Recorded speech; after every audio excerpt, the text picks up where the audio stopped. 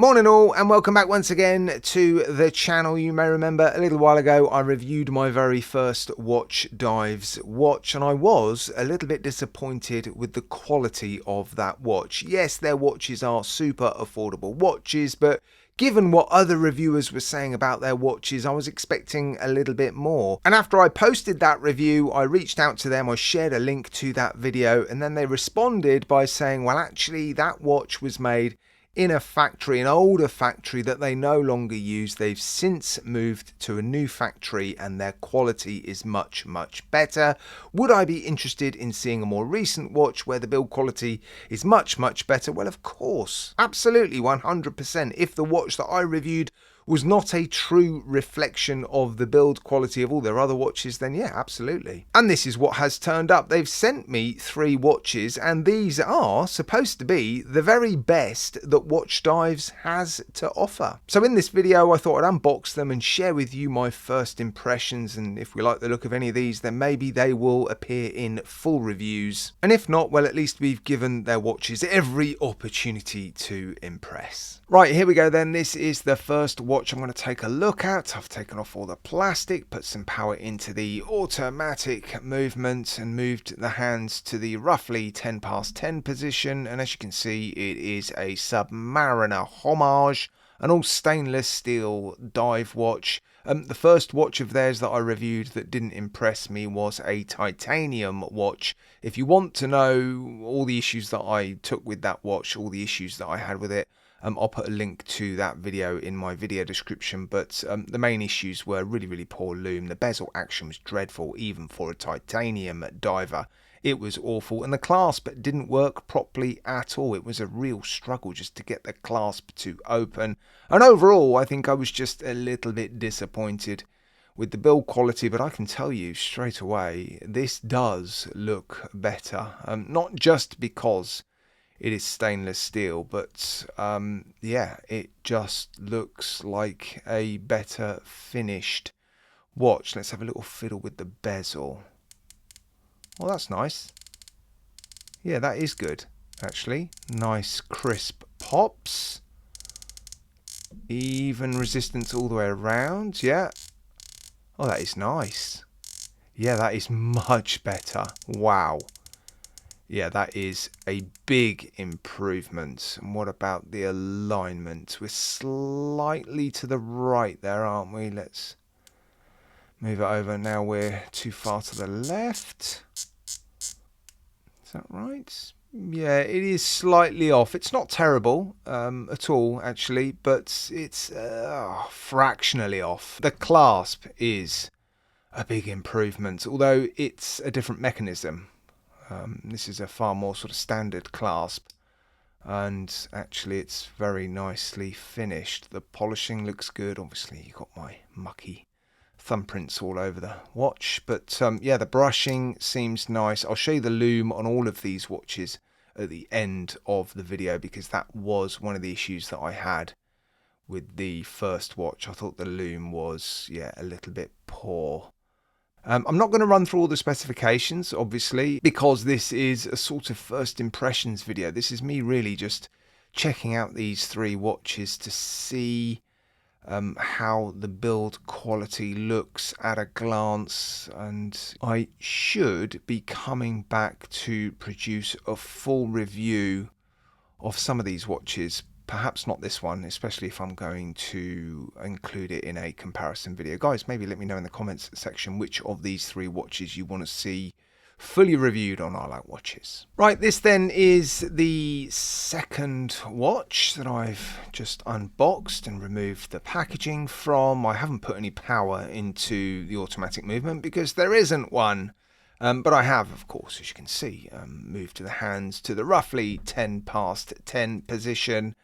And again, the finishing does seem to be better than it was on the titanium watch that I reviewed. There is a lovely polished chamfered edge on this case, and the brushing down the side looks really nice. I have noticed, however, some overbrushing on, I mean, you can see it there, look, some overbrushing on this chamfered edge on the clasp, and very quickly I spotted some pitting on the other side of the clasp on the polished surface. So yeah, not the best finishing on the clasp, but actually the rest of the bracelet looks to be okay. Again, this is just my first impressions. I haven't looked at this watch under macro.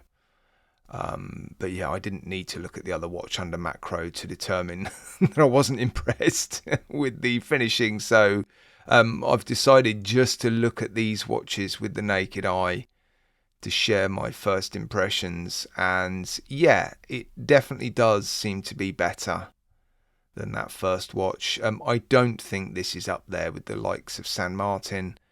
But really, I'm just going on that clasp at the moment. And yeah, the overbrushing on this side and the sort of pitting on this side.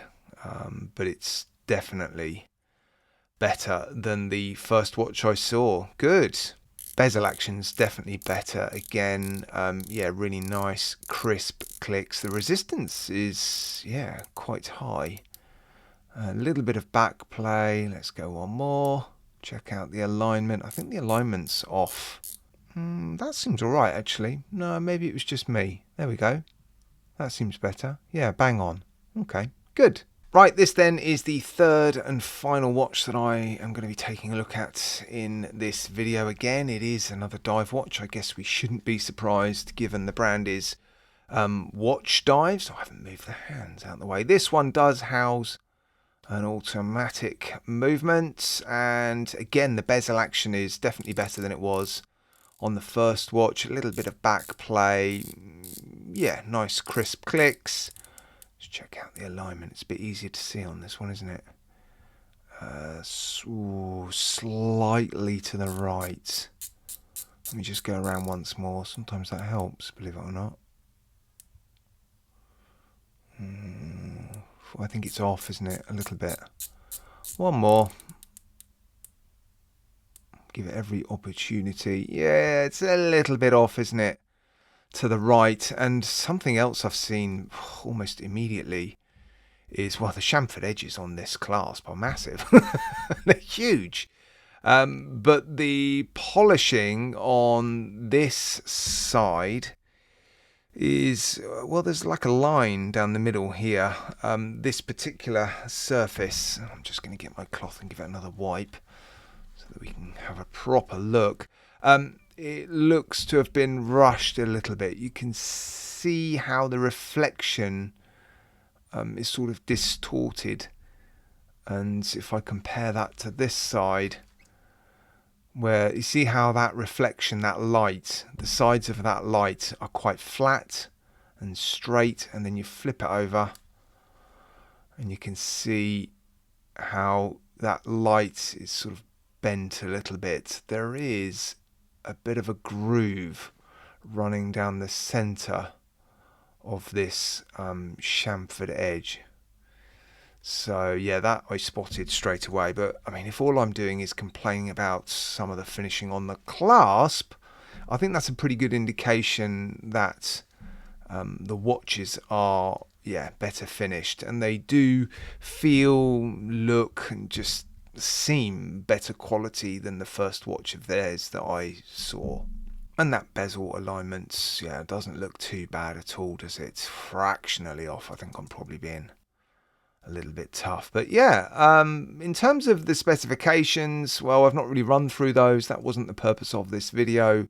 It was really just to see if there were any glaring QC issues and any real problems with the quality, similar to those that I saw with the first watch of theirs that I reviewed. And yeah, I'm not really seeing any of that. So I think they're absolutely correct when they say their more recent watches are being made in a factory that produces better quality watches. Now, which ones I go on and review, well, that's up to you guys. Yeah, let me know in the comments section.